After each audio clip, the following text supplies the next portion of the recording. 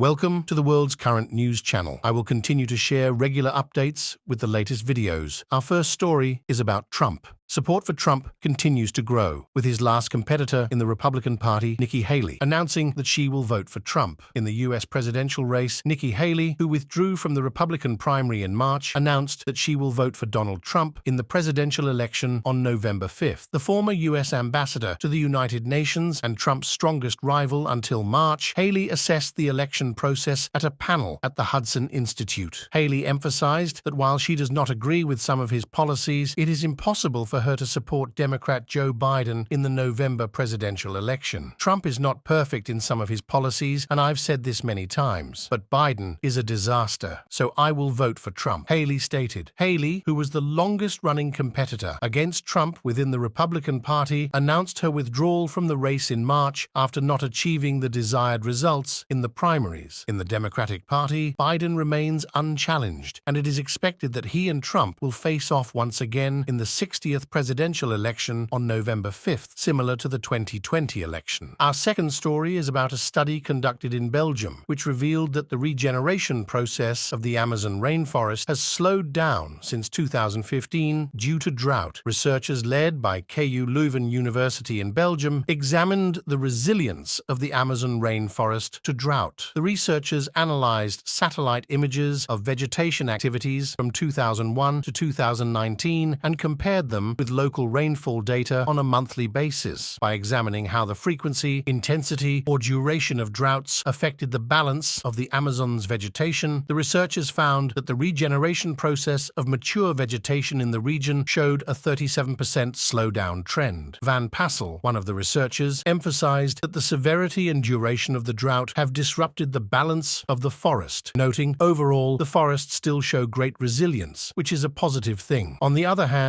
since 2015, we have seen a significant slowdown in the regeneration of tropical rainforests. The Amazon rainforest, which relies heavily on rainfall for its ecosystem renewal, is known as the lungs of the world because it produces a large portion of the Earth's oxygen. The results of the study were published in the journal Proceedings of the National Academy of Sciences. Third news, the UK announces general elections. UK Prime Minister Rishi Sunak has announced that the general elections will be held on July 4th. Sunak has requested the dissolution of Parliament from the King. Following the weekly cabinet meeting, Sunak made a statement in front of 10 Downing Street. He began his speech by saying that the country has gone through its most challenging period since World War II over the past 5 years, and that the UK has been grappling with these difficulties. Sunak highlighted that economic stability is the foundation of all success, noting that the UK economy continues to grow and inflation has returned to normal levels. He mentioned that interest rates in the country have decreased and the government's plan is working, although he acknowledged that many people are still facing hardships. Emphasizing the question now facing the nation, Sunak said, "Who do you trust?" He continued, "Now it is time to choose the future of the UK. It is time to decide whether to build on the progress we have made or to revert to a planless and uncertain path. Early this morning, I met with the King and requested the dissolution of Parliament. The King has accepted this request and we will go to the general elections on July 4th. Choose a party with a clear plan and bold actions." Sunak called on voters to choose a party with a clear plan and bold actions for the country, arguing that the main opposition Labour Party does not have a future plan for the UK. Concluding his speech, Prime Minister Sunak vowed to fight for every vote during the election campaign to gain the trust of the electorate and asserted that only a Conservative government under his leadership could ensure economic stability. Fourth news, suspicious package alarm in Washington, D.C. In the United States, suspicious packages left at the Republican National Committee (RNC) headquarters led to the evacuation of the building. No official statement has been made regarding the packages delivered by mail. The RNC headquarters in Washington, D.C. was thrown into panic when suspicious packages were delivered to the building. According to reports in the U.S. media, access to the RNC's central building was temporarily halted due to packages allegedly containing bottles of blood. Following the evacuation of the building, a rapid security sweep was conducted. Shortly after, police declared there was no threat, allowing employees to return to the RNC headquarters. No official statement has been made regarding the packages delivered by mail. Police removed the yellow tape around the street where the headquarters is located, allowing traffic to resume. Fifth news: missing Bangladeshi MP found dead in India. In Bangladesh, Awami League Party MP Anwarul Azim, who was reported missing, has been found dead in India. 3 suspects have been detained in connection with the incident. Anwarul Azim's body was discovered in the West Bengal state of India. Bangladesh's Interior Minister Asaduzzaman Khan Kamal made statements about Azim, who had been reported missing in the city of Kolkata, West Bengal. Kamal confirmed that Azim was found dead in Kolkata and stated that 3 suspects had been detained in relation to the case. He emphasized, "We know that all those involved are Bangladeshi. It was a premeditated murder." MP Azim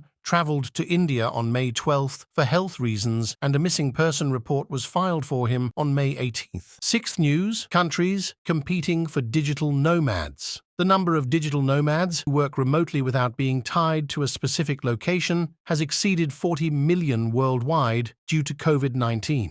These digital nomads are seen as a significant source of revenue for countries, with the average earnings of those involved in this competition reaching approximately $123,000 per year. Countries competing in high-value fields such as science, industry, and technology now see digital nomads as an area of economic benefit. According to the Real Estate Service Exporters Association, the number of countries offering digital nomad visas increased from 21 in September 2021 to 58 as of April 15th, with around 30 more countries working to update their visas with incentives.